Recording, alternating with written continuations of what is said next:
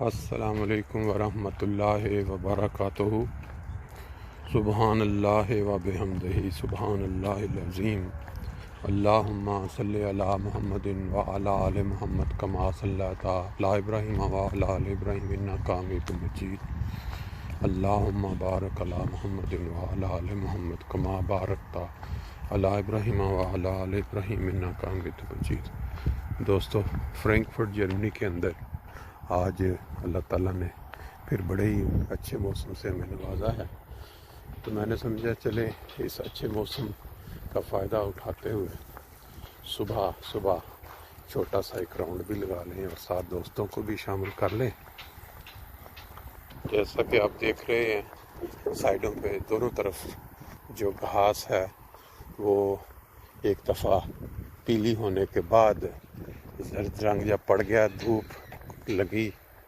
اچھی کڑاکے کی، اس کے بعد دوبارہ آہستہ آہستہ گرین ہونا شروع ہو چکی ہے، کیونکہ جب 2-4 دن سخت گرمی پڑتی ہے تو یہ جو پانی زمین کے اندر سے ملتا ہے گھاس کو، یہ وہ نیچے چلا جاتا ہے اور گھاس دھوپ کی گرمی سے جل کے پیلا ہونا شروع ہو جاتی ہے۔ سیم یہی حالت انسان کی زندگی کی ہے۔ اکثر و بیشتر آپ نے دیکھا ہوگا کہ وقت کے ساتھ ساتھ جو انسان اللہ تعالیٰ کی عبادت یا نیک کاموں سے تھوڑا دور ہو جاتے ہیں تو پھر اسی طرح ہی ان کی جو حالت ہے روحانی اور آٹومیٹیکلی جسمانی بھی وہ اس گھاس کی مانند ہونا شروع ہو جاتی ہے۔ اس لیے ہر انسان جس کو خدا تعالیٰ نے زندگی دی ہے، اس کے بدلے میں یا اس کے شکرانے میں انسان کہنا چاہیے، انسان کو ہر وقت کوئی نہ کوئی نیکی کا، کوئی بھلائی کا ذریعہ ڈھونڈتے رہنا چاہیے۔ باوجود اس کے کہ ہم جس معاشرے میں آباد ہیں، یہاں تمام لوگ گورنمنٹ کی طرف سے، اچھے قانون کی طرف سے اس طرح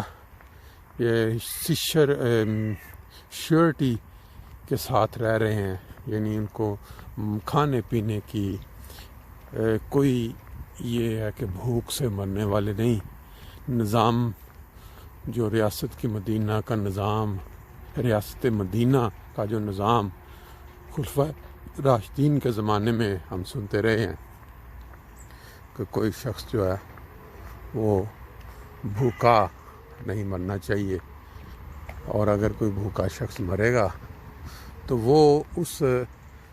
وقت کے حکمران کے سر ہوگا، وہ اس کا ذمہ وار ہوگا۔ اس کا جو عملی مظاہرہ ہے وہ ان ممالک میں ہم نے دیکھا ہے۔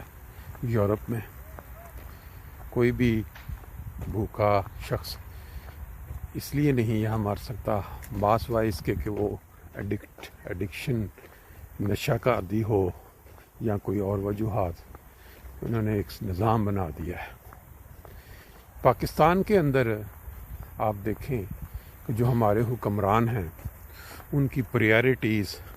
یا ان کی جو زیادہ پہلی فوقیات وہ کیا ہیں؟ اللہ تعالیٰ نے جو رسول پاک صلی اللہ علیہ وسلم کو 1500 سال قبل ایک خبر دی، وہ ویسے ہی نہیں دی تھی، کیونکہ اللہ تعالیٰ تو ہر لمحے کو جانتا ہے، پتہ بھی کہ ایک زمانے میں میری امت میں وہ جو لوگ جو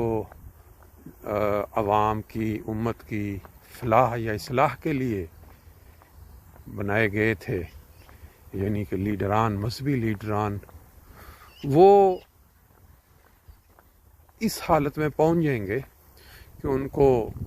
سور اور بندر کے ساتھ تشبیہ دی جا سکے گی، ان کی جو حرکات ہیں۔ اور پھر یہ جب وقت، جو زمانہ جو لمبے سے لمبا ہوتا چلا گیا، تو اب یہ جو لیڈران پک رہے ہیں وہاں پک کے نکل رہے ہیں، اور ہر ادارے کے اندر سے جن کا کام عوام کی مدد کرنا، حفاظت کرنا بلا رنگ و نسل، کیونکہ رسول پاک صلی اللہ علیہ وسلم نے 1500 سال قبل جو جمعہ خطبہ الوداع جس کو آخر کا، اس میں بھی یہ فرمایا تھا کہ کسی بھی شخص کو رنگ و نسل کی بنیاد پہ دوسرے پہ فوقیت نہیں ہونی چاہیے. ہر انسان جو ہے وہ ایز اے انسان برابر ہے. رنگ و نسل، اجمی، عربی یا کوئی جس طرح کے مختلف لوگوں کے اندر آج کل دنیا میں سسٹم بن چکا ہے کہ فلاں جو ہیں وہ برتر ہیں اور فلاں جو ہیں وہ بالکل کمی، جس کو ہم کہتے ہیں کمین ہیں، کم ان کی ہے اہمیت. اس کی سب سے بڑی مثال ہم عرب کنٹریز میں لے لیتے ہیں. سعودی عرب میں آپ دیکھیں، وہ لوگ جن کی 50 سال یا 60 سال قبل اپنی حالت یہ تھی کہ وہ دوسرے ملکوں میں جا کے تو وہ کام کرتے تھے یا کمائی کے لیے جاتے تھے، جب اللہ تعالیٰ نے ان کو مال سے تیل کے ذریعے نواز دیا تو ان کی سوچ ایسی ٹیڑھی ہوئی کہ یہ جو غریب ممالک سے لوگ وہاں کام کرنے آتے ہیں، ان کو یورپ میں جتنی کیئر کرتے ہیں، جتنی اہمیت دیتے ہیں نا جانوروں کو، جو ان کو ساتھ کتے انہوں نے پالے ہوتے ہیں لے کے باہر نکلتے ہیں، اس سے بھی وہ کم تر سعودی عرب میں جو عرب ہیں جن کے پاس تیل کی کیا کہتے ہیں مال تیل سے مالا مال ہیں، وہ اس سے بھی زیادہ بری ان کے ساتھ رویہ اختیار کرتے ہیں یا ان کے ساتھ جو جس طرح سے ڈیل کرتے ہیں. پاکستان کے اندر اب آپ چلتے ہیں، آپ دیکھیں سن 1953 سے لے کے اب تک بار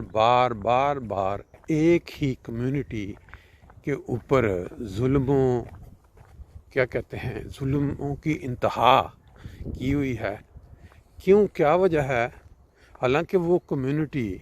پاکستان کے اندر بڑی مضبوط کمیونٹی تھی اور اس کے جو افراد تھے وہ بڑی اعلیٰ پوسٹوں پہ، بڑے اعلیٰ عہدوں پہ متعین رہے، اور اس کمیونٹی کے لوگوں نے پورے پاکستان کو جو معرض وجود میں آنے میں یا اس کے بنانے میں جو کردار ادا کیا، وہ اگر تاریخ پڑھیں، یہ جو نئے لوگ ہیں جو اس کے خلاف ہیں، جو مولویوں کے یا اس امت کے کہنے میں آ کے اس کمیونٹی کے خلاف ہو چکے ہیں، ان کے دلوں میں زہر بار دیا گیا ہے، وہ اگر تاریخ پڑھیں تو ان کو اندازہ ہوگا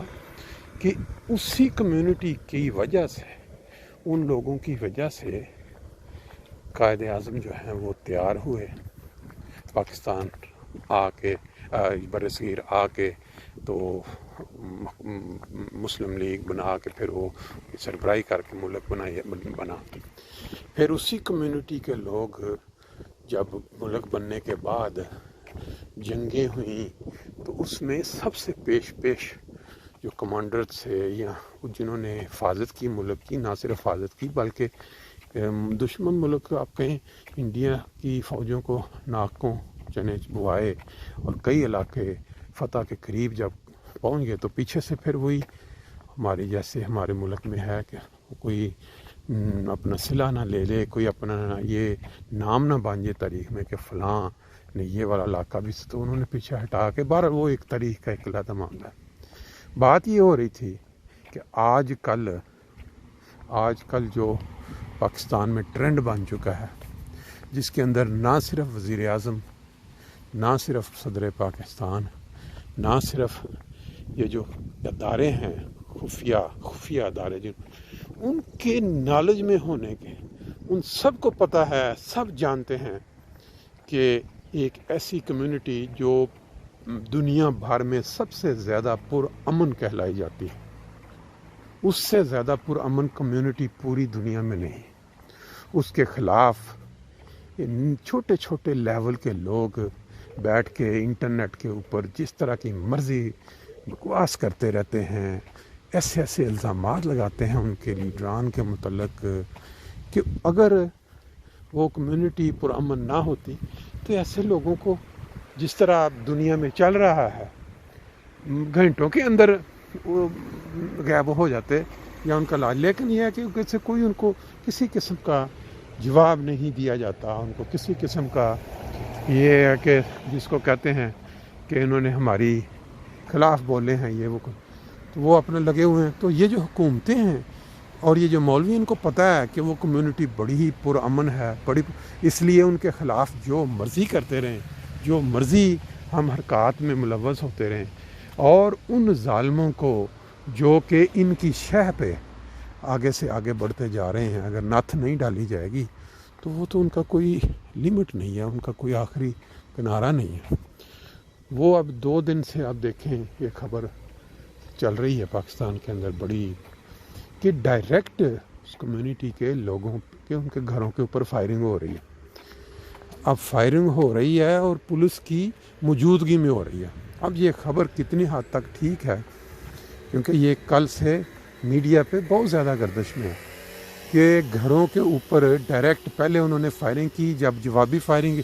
احتیاطاً کی بچنے کے لیے پولیس آئی، ان کے اوپر انہوں نے پرچے کاٹے جنہوں نے اپنے دفاع میں. اب ان کے گھروں پہ دوبارہ پولیس کی موجودگی میں فائرنگ. اب یہ اگر انسان سنے تو انسان کے رونگٹے بھی کھڑے ہوتے ہیں، اور زیادتی اور ظلم کی جو انتہا ہے اس کے اوپر بھی انسان پریشان ہو جاتا ہے کہ یہ کیا ہو رہا ہے یہاں پہ. یہ بات ہو رہی تھی پاکستان کے اندر حالات کی. اس وقت آپ دیکھیں کہ پچھلے جب سے عمران خان صاحب کی حکومت آئی ہے، ایسے ایسے اندوہناک واقعات ہو رہے ہیں، اور ان کے اوپر جوں سے توں بالکل کیفیت ہے. ذرا بھر جو گورنمنٹ ہے وہ اس کے اوپر ایکشن نہیں لے رہی، کوئی ان کا ذرا بھر بھی اس کے اوپر اظہار نہیں آ رہا، کوئی افسوس کا یا کوئی ان کو روکنے کے متعلق بات کہ ہم جو ہیں وہ یہ کریں گے یا کر رہے ہیں، بلکہ وہ اپنے جو ادارے ہیں حکومتی ان کی بھی سپورٹ ساتھ دے رہے ہیں. اب اس کے پیچھے کیا حکمت کیا ہے، کیا وجوہات ہیں، یہ اللہ تعالیٰ بہتر جانتا ہے. ہماری تو صرف یہی دعا ہے کہ اللہ تعالیٰ سینس اور عقل دے حکومت کو اور ان اداروں کو، تو وہ کس کمیونٹی کے اوپر کیوں ظلم کر رہے ہیں، کیا چاہتے ہیں وہ. ایک جس طرح آپ دیکھ رہے ہیں کہ یہودیوں کی فلسطین کے اندر جو ظلم کی انتہا ہے، کیا یہ اس کو کاپی کرتے ہوئے پاکستان کے اندر جماعت احمدیہ جو کہ پرامن کمیونٹی ہے، پوری ورلڈ جانتی ہے، ان کے ساتھ ان کا اس طرح کا جو رویہ ہے، کیا وہ اس کے ساتھ اپنا ملانا چاہتے ہیں، اپنا جو رہن سہن ہے کہ جس طرح یہودیوں کا رویہ ہے مسلمانوں کے ساتھ، وہاں سیم اس کو کاپی کرنا چاہتے ہیں، یا انڈیا کے اندر جو انتہا پسند ہندو ہیں ان کا جو رویہ ہے مسلمانوں کے ساتھ، یا کشمیر میں کیا وہ اپنے آپ کو اس کے ساتھ ملانا چاہتے ہیں. یہ اب اللہ تعالیٰ بہتر سمجھتا ہے، اللہ تعالیٰ جانتا ہے کیا ان کے ارادے ہیں، کیا وہ چاہتے ہیں. ہم باہر جو بیٹھے ہوئے ہیں، ہمیں تو ایسی خبریں پڑھ کے بہت زیادہ تشویش بھی ہوتی ہے، تکلیف بھی ہوتی ہے، اور اس میں پاکستان کا نام بدنام ہوتا ہے. اللہ تعالیٰ سب کو سمجھنے کی توفیق دے.